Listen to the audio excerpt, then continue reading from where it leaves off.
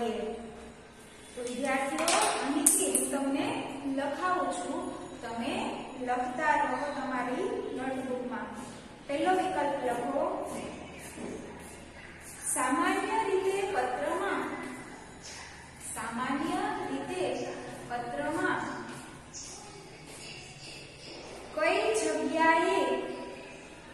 કઈ જગ્યાએ પેઢીનું નામ મોટા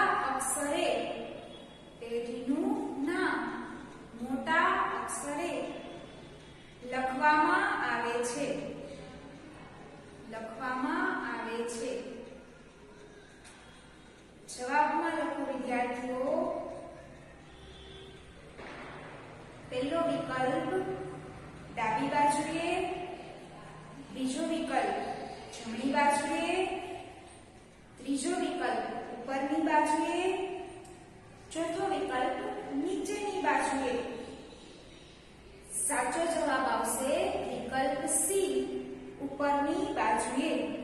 મોટા અક્ષરે ઉપરની બાજુએ લખાય એટલે સાચો જવાબ છે ઉપરની બાજુએ. ત્યાર પછી બીજો પ્રશ્ન, શુભેચ્છા દર્શક સમાપન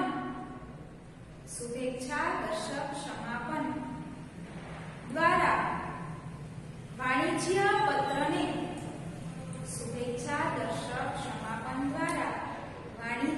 પત્રને શું મળે છે? પહેલો વિકલ્પ લખો, યોગ્ય શૈલી. બીજો વિકલ્પ અગ્રિમતા. ત્રીજો વિકલ્પ આધારભૂતતા. ચોથો વિકલ્પ સંબંધની નિકટતાનો ખ્યાલ. તો સાચો જવાબ છે બીજા વિકલ્પનો સંબંધની નિકટતાનો ખ્યાલ.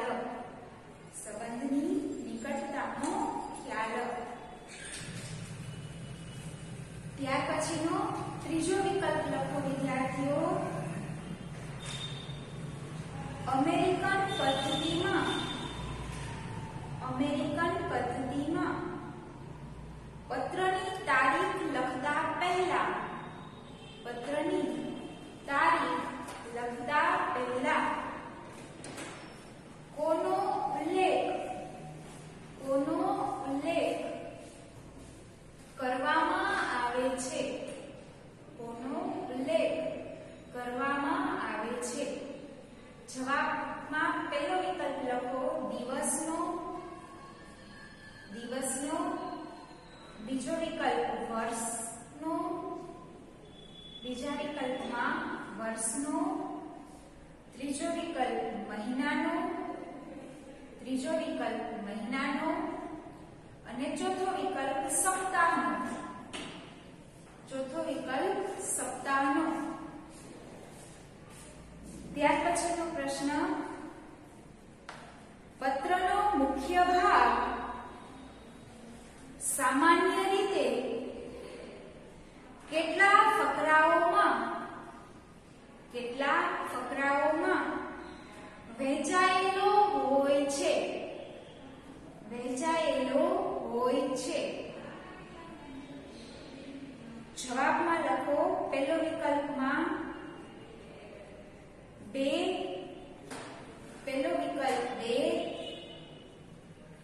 બીજો વિકલ્પ 3, ત્રીજો વિકલ્પ 4,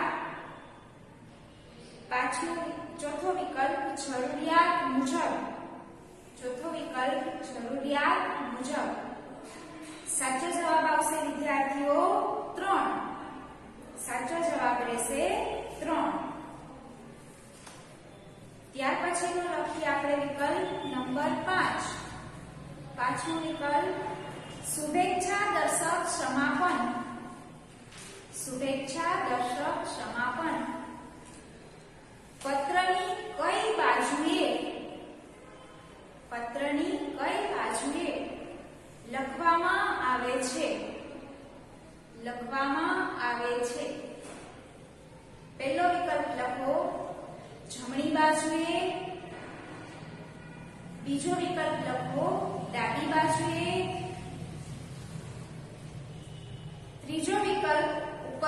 બાજુએ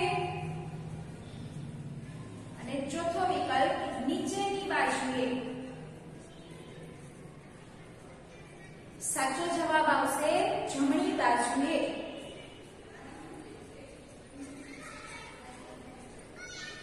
ત્યાર પછીનો વિકલ્પ નંબર 6 વાણિજ્ય પત્રના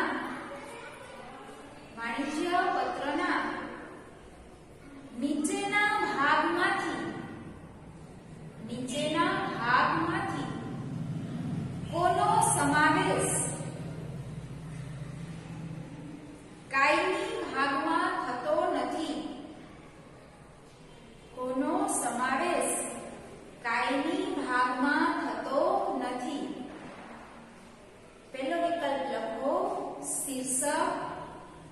પહેલો વિકલ્પ આવશે શીર્ષક. બીજો વિકલ્પ આવશે વિરામ. ત્રીજો વિકલ્પ છે તારીખ. ચોથો વિકલ્પ છે સહી. સાચો જવાબ આવશે વિરામ એટલે કે ઓપ્શન બી. ઓપ્શન બી આવશે સાચો જવાબ વિરામ. ત્યાર પછીનો વિકલ્પ વાણિજ્ય પત્રમાં અંગત અથવા અન્ય નોંધ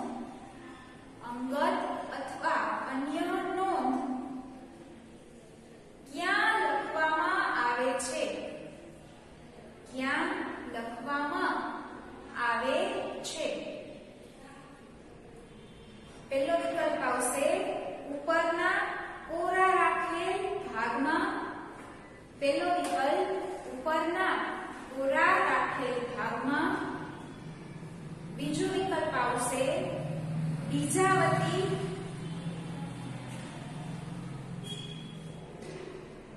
ડાબી બાજુએ રાખેલ ભાગમાં. ડાબી બાજુએ રાખેલ ભાગમાં. ત્રીજો વિકલ્પ નીચેના ભાગમાં. ચોથો વિકલ્પ જમણી બાજુએ કોરા ભાગમાં. તો વિદ્યાર્થીઓ સાચો જવાબ આવશે વિકલ્પનો એ ઉપર કોરા રાખેલ ભાગમાં.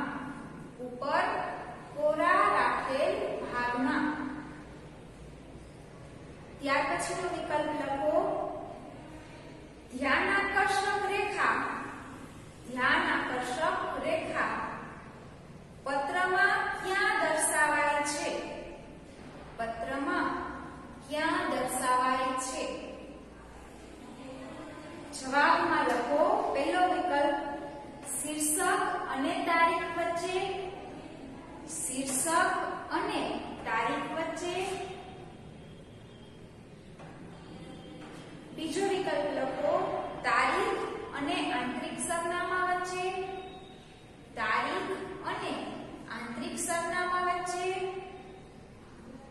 ત્રીજો વિકલ્પ તારીખ અને સંબોધનની વચ્ચે. ચોથો વિકલ્પ આંતરિક સરનામા અને સંબોધનની વચ્ચે. સાચો જવાબ આવશે આંતરિક સરનામા અને સંબોધનની વચ્ચે.